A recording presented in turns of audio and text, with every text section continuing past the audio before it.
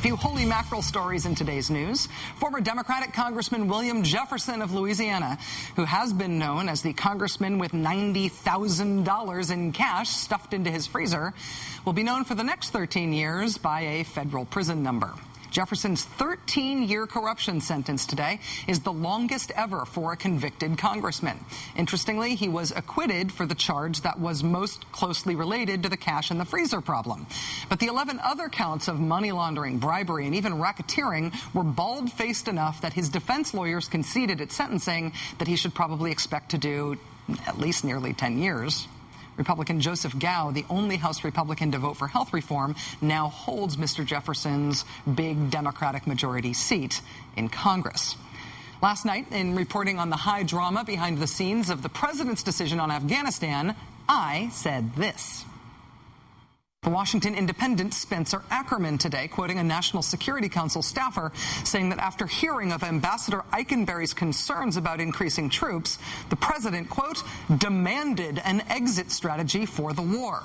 Today, Spencer Ackerman retracted that reporting, saying it had been subsequently challenged by multiple sources. That said, the implication that the president is looking for an Afghanistan strategy that affords us an exit, a way of getting our troops out, that has been reiterated by the White House press secretary and other officials. So even if Spencer's quote was wrong, the point is right.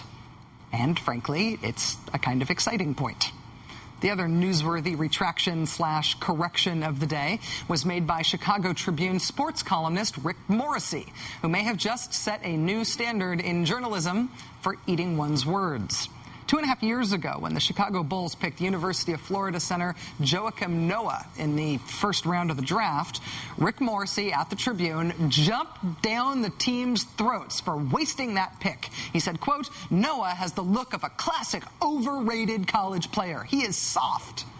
Then, much to his regret, Morrissey also wrote this, quote, please clip and save this column. If I'm wrong 3 years down the line about Noah, I'll douse it in salsa and eat it. It's not yet 3 years later, but Mr. Noah is averaging more than 11 points and 12 rebounds a game. That's a double-double. That's pretty good. He recently scored a career-high 21 points against Charlotte and had a career-high 21 rebounds against the Nuggets, all of which means that Rick Morrissey was quite wrong about Mr. Noah. Wrong enough for Mr. Morrissey to know that he was wrong and to make good on his pledge from nearly 3 years ago. Check it out. All right, here comes the salsa. A little bit on there. I'm going to try to keep this on there very nice, and I feel like this is a cooking show right here. All right, I think I might just roll it up a little bit and do it like that. Maybe. Roll it up. I don't know. That probably put a little too much sauce in there. So, all right, here we go. Hey, real good. Good job. Well, good job. You did good. That's not too bad. It wasn't? No, would you like to try a little bit? No, not at all. All right. All right. You did the right thing. All right. I'm not going to show the rest. I'll probably eat a little more. Am I going to eat the whole column? Probably not. Are you okay with that? You ate. You're going to have some problems. You think I will? Oh, God. You're going to be reading newspaper. All right. For Rick Morrissey from the Tribune and Joakim Noah from the Bulls, we say adios, and that's because of the salsa. Peace and love. If I'm not around tomorrow, stop hating. Lesson learned. Stop hating. Lesson learned. We here at The Rachel Maddow Show do not plan on adopting Mr. Morrissey's journalistic standard of paying penance by eating the medium in which we work.